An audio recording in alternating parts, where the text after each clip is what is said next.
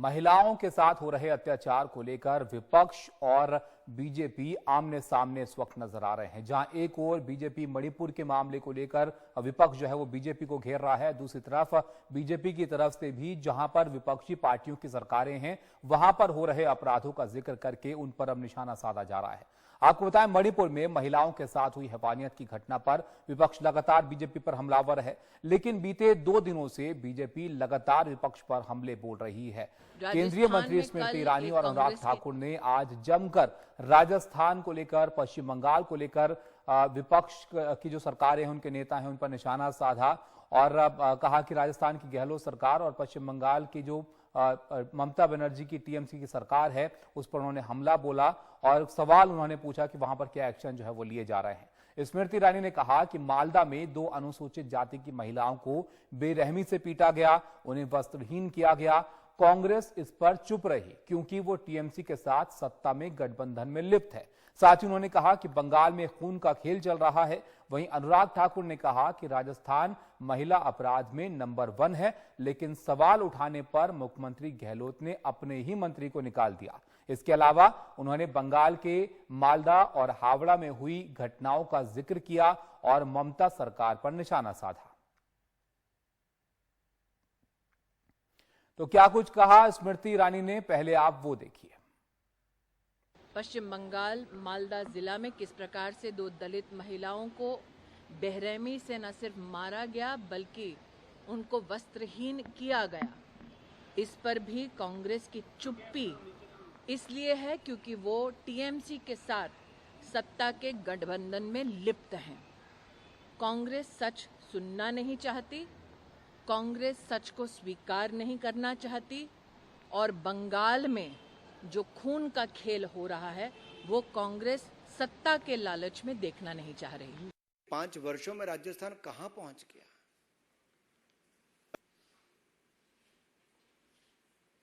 और जब वहां पर महिलाओं के प्रति कितनी घटनाएं दुष्कर्म की, अत्याचार की, अपराध की हुई। एक शांत राज्य, सुरक्षित राज्य पिछले 5 वर्षों में नंबर 1 महिला अपराध में बन गया है। 1,09,000 महिला अपराध की घटनाएं पिछले 4 वर्षों में, 33,000 महिलाओं के साथ दुष्कर्म की घटनाएं राजस्थान में, 22% देश की महिला दुष्कर्म की घटनाएं राजस्थान में। ये अपने आप में राजस्थान को नंबर 1 महिला अपराध में बनाता है। पश्चिम बंगाल में मैं आप सबके सामने कहना चाहता हूं, ममता बनर्जी जी, न जाने आपके दिल में ममता बची है कि नहीं बची है, ये सवाल खड़ा होता है। बंगाल के हावड़ा में इंसानियत शर्मसार हुई है, लेकिन सबके होंठ सिले हुए हैं जी। हावड़ा के पांचला इलाके में पंचायत चुनाव के मतदान के दिन 40 से ज्यादा टीएमसी के गुंडों ने महिला को निर्वस्त्र करके घुमाया, प्रत्याशी को पीटा गया, बेइज्जती की गई। और यही नहीं, बंगाल के ही मालदा में एक जो वीडियो वायरल हो रहा है, मैं तो ऐसे वीडियो दिखाऊंगा भी नहीं, शेयर भी नहीं कर सकता, लेकिन जहां पर 2 महिलाओं को पीट पीट कर अर्धनंग किया जा रहा है और नंगा करके उनको जैसे घुमाया जा रहा है, जी वीडियो बनाए जा रहे हैं। कहां है ममता जी की ममता? कहां है सरकार? कहां कार्रवाई हो पा रही है? तो एक तरफ जहां मणिपुर पर बवाल जो है वो मचा हुआ है, दूसरी तरफ बीजेपी की तरफ से इन राज्यों की घटनाओं का जिक्र करते हुए राजस्थान और पश्चिम बंगाल खासकर विपक्ष की सरकारें जो वहां पर हैं उनसे सवाल पूछा गया है कि यहां पर आपने क्या एक्शन लिए हैं, ये जो घटनाएं हुई हैं इस पर आपका क्या कहना है। तो आप देखिए कि आखिर बीजेपी के जो मंत्री हैं वो क्यों राजस्थान और बंगाल का मुद्दा यहां पर उठा रहे हैं। यहां पर क्या कुछ हुआ है, पश्चिम बंगाल के मालदा की घटना का उन्होंने जिक्र किया कि यहां पर जो वीडियो वायरल हुआ उस पर क्यों इस तरह की प्रतिक्रिया जो विपक्षी पार्टियों के नेता हैं उनकी क्यों नहीं आ रही। महिला का चोरी करने का आरोप जो है इस वीडियो में जो दिख रही थी उन पर लगा था और इसमें पुलिस में किसी ने भी जो शिकायत है वो दर्ज नहीं कराई। तो ये एक ऐसा मामला था जिसका जिक्र करते हुए उन्होंने निशाना साधा कि आखिर ये भी जो है महिलाओं के खिलाफ अपराध है, इस पर भी इन पार्टियों को बोलना चाहिए था। और यहां पर खुद मामला दर्ज कर पुलिस जो है वो इस मामले की जांच कर रही है। चोरी के आरोप में यहां पर यह पिटाई की गई थी, लेकिन जो वीडियो उसका आया था वो जाहिर है काफी चिंताजनक था। तो ये मामले हैं जिसको लेकर बीजेपी की तरफ से अब यहां पर निशाना साधा जा रहा है। और यहां पर आप देखिए बीजेपी के नेता अमित मालवीय ने इस मामले पर ट्वीट किया है। उन्होंने भी ट्विटर पर अपनी प्रतिक्रिया दी है। वो क्या कहते हैं ये आप देखिए यहां पर। इनका ट्विटर पर कहना है कि पश्चिम बंगाल में दहशत जारी है। मालदा के बामनगोला पुलिस थाना के पाकुआ हाट इलाके में 2 आदिवासी महिलाओं को यहां पर नग्न किया गया और प्रताड़ित किया गया और बेरहमी से पीटा गया, जबकि पुलिस मूक दर्शक यहां पर जो है वो बनी रही। तो ये ट्वीट करके इन्होंने जो है निशाना साधा है। आगे लिखते हैं कि ये खौफनाक घटना 19 जुलाई की सुबह की है और यहां पर महिला सामाजिक रूप से हाशिए पर रहने वाले समुदाय से थी और एक उन्मादी जो है यहां पर इस घटना का जिक्र करते उन्होंने लिखा कि एक उन्मादी भीड़ उनके खून की प्यासी थी और ये एक ऐसी घटना थी जिससे ममता बनर्जी का दिल टूट जाना चाहिए था और वो केवल आक्रोश जताने के बजाय कार्रवाई कर सकती थी, क्योंकि वो बंगाल की गृह मंत्री भी हैं। लेकिन उन्होंने कुछ नहीं करने का फैसला किया। ना तो उन्होंने इस बर्बरता की निंदा की और ना ही दुख और पीड़ा व्यक्त की, क्योंकि इससे एक मुख्यमंत्री के रूप में उनकी विफलता उजागर होती। लेकिन एक दिन बाद उन्होंने खूब आंसू बहाए और बिना किसी कारण आसमान सर पर उठा लिया, क्योंकि यह राजनीतिक रूप से फायदेमंद था।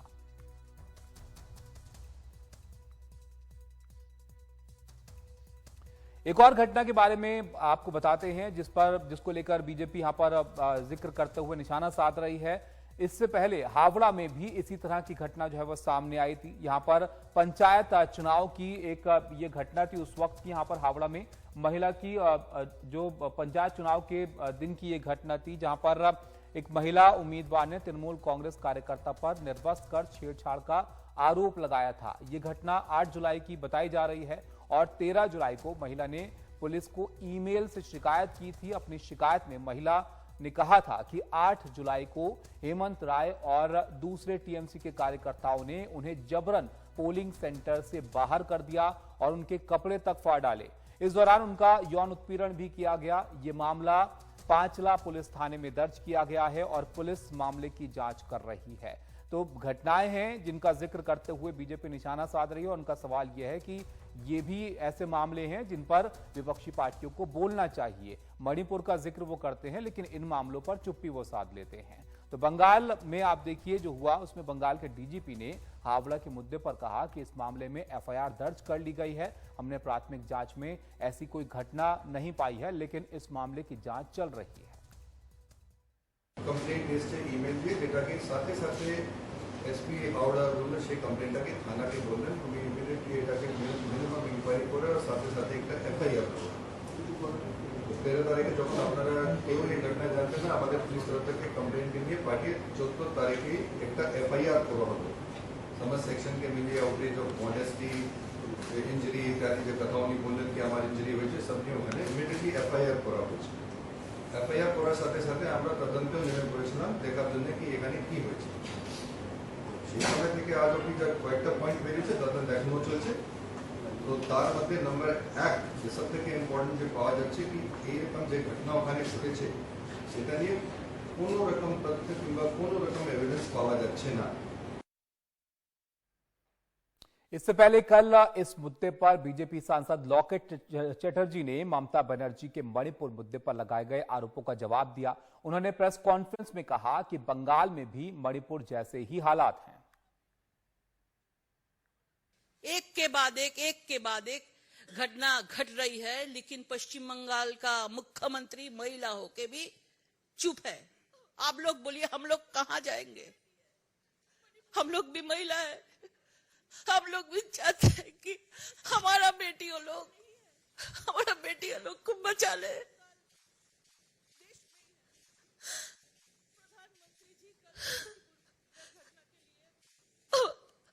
हम लोग भी देश का बेटी है, मणिपुर का भी देश का बेटी है।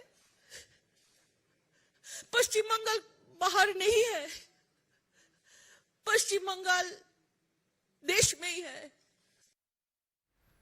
तो आपने देखा पश्चिम बंगाल की इस घटना का जिक्र करते हुए वो उस वक्त भावुक भी हो गई, लेकिन इस पर जवाब में क्या जो है वो कहा गया टीएमसी की तरफ से, वो भी आप देखिए। बीजेपी के इन आरोपों पर बंगाल के मंत्री शशि पांजा ने कहा कि मालदा में जो हुआ वहां चोरी हुई जिसमें 2 महिलाओं को पकड़ा गया और अब इसे राजनीतिक चश्मे से देखा जा रहा है, वहां सिर्फ छीना झपटी हुई थी। हम तो स्टेटमेंट कर चुके हैं। स्टेटमेंट यह है कि एक बड़ी माने हाट है, वो एक हाट है, आप जानते हैं ना, हाट में कई चीज जो है, कई लोग वहां बिक्री करते हैं, तो दुकानदारी करते हैं। तो एक लोकल बड़े एक विलेज में है, पाकवा हाट में जो है, तो वहां पे चोरी वगैरह हुई। अब चोर जो थे 2 लेडीज, उनको पकड़ लिए, जो पकड़े वो भी लेडीज है। छीना झपटी हुई, बेचारे सभी गरीब है, अब कपड़े निकल गए, जितना भी निकला है उसको ये राजनीतिक चश्मा से क्यों देख रहे हैं। वहां पे जो सिविक पुलिस थी वो भी गई बचाने के लिए, नहीं, मैंने रोकने की भी कोशिश की सबको कि मत झगड़ा करो, लेकिन शी गॉट ओवर पावर्ड। और सब लेडीज एक लोग, अब क्या है, लेडीज लॉ एंड ऑर्डर अपने हाथ में ले रही, ये भी तो सही नहीं है। सोचे कि वो चोरी करके भाग जाएगी तो जो चोरी की है वो वापस ले लें। खैर, फिर भी पुलिस इंक्वायरी भी कर रही है और पुलिस इसको रजिस्टर भी की है केस।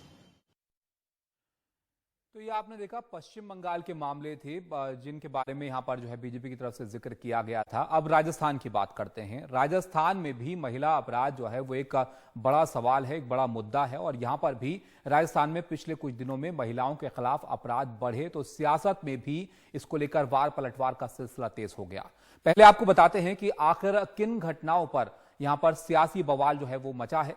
राजस्थान के करौली जिले में बीते 14 जुलाई को एक 19 साल की युवती की हत्या कर दी गई और उसकी पहचान छुपाने के लिए उस पर हमलावरों ने एसिड डालकर उसके शरीर को जलाने की यहां पर कोशिश की। तो ये एक मामला था। इसके अलावा राजस्थान में ही दूसरी घटना जोधपुर की है, जहां पर बीती 16 जुलाई को एक नाबालिग लड़की के साथ गैंगरेप किया गया और इस घिनौनी वारदात को अंजाम दिया गया जोधपुर के जय नारायण व्यास यूनिवर्सिटी कैंपस में।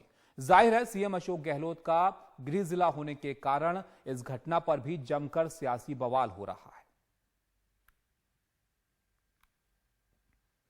तो राजस्थान में भी ये मामले हैं जिस पर जो है सवाल अब पूछा जा रहा है गहलोत सरकार से, वहां की सरकार से।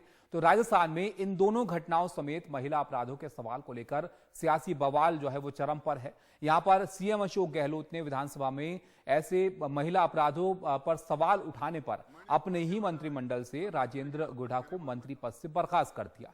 आपको बता दें कि राजेंद्र गुढ़ा ने कल विधानसभा की कार्यवाही के दौरान अपनी ही सरकार पर सवाल उठाते हुए कहा था कि राजस्थान में हम महिलाओं की सुरक्षा में असफल रहे हैं और मणिपुर के बजाय हमें अपने गिरबा में झांकना चाहिए, जिसके बाद उन्हें बर्खास्त कर दिया गया।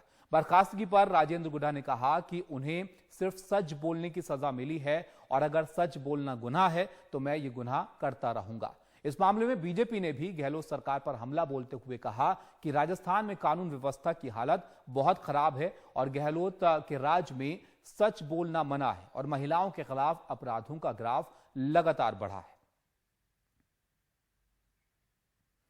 तो यहां पर राजस्थान में भी इन मामलों को लेकर सियासत जो है वो जमकर हो रही है। मंत्री पद से हटाए जाने के बाद राजेंद्र गुढ़ा ने कहा कि उन्हें सच बोलने की सजा मिली है। मुझे दुख हो रहा है कि जब वो एक डायरी थी वो मैं नहीं निकालता तो आज शायद गहलोत साहब की उसी दिन छुट्टी हो जाती और आज ये दिन नहीं देखना पड़ता। हमें जो सच लगता है वो हम बोलते हैं और इसी के लिए हम गए थे, जनता ने इसी के लिए भेजा था। राजेंद्र सिंह हुड्डा ऐसा ही है, तो सच बोलने की सजा मिली है मुझे। तो ये आपने इनकी प्रतिक्रिया देखी जब इनको हटाया गया, लेकिन उन्होंने आखिर क्या ऐसा कहा था जिसको लेकर ये पूरा मामला जो है वो शुरू हुआ और इनको जो है वो हटा दिया गया मंत्री पद से, वो भी आप देखिए। वो छगन सिंह बोल रहे हैं, आप जाना चाहिए। सच्चाई है कि हम महिलाओं की सुरक्षा में असफल हो गए और ये राजस्थान में जिस तरीके से अत्याचार बढ़े हैं महिलाओं के ऊपर, मणिपुर के बजाय हमें अपने गिरेबान में झांकना चाहिए। छगन सिंह। तो ये भी एक ऐसा मामला है जिसको लेकर बीजेपी वहां की कांग्रेस सरकार और अशोक गहलोत से सवाल पूछ रही है। केंद्रीय मंत्री स्मृति ईरानी ने इस मामले में कहा कि राजस्थान के एक कांग्रेस नेता ने जब वहां महिलाओं के अत्याचार का मुद्दा उठाया तो उन्हें हटा दिया गया। हम मणिपुर के मुद्दे पर संसद में चर्चा करना चाहते हैं, लेकिन विपक्ष इसमें बाधा डाल रहा है। राजस्थान में कल एक कांग्रेस के नेता ने स्वयं स्वीकार किया कि महिला का उत्पीड़न, महिला अत्याचार मणिपुर से ज्यादा राजस्थान में है। उनके बयान पर कोई भी कार्रवाई करने की बजाय उनको दंडित क्यों किया गया? और बार बार भारत सरकार विपक्ष से अपील कर रही है कि आप मणिपुर पे आप हमारी पार्लियामेंट में चर्चा करें, तो विपक्ष क्यों उस चर्चा से भाग रहा है?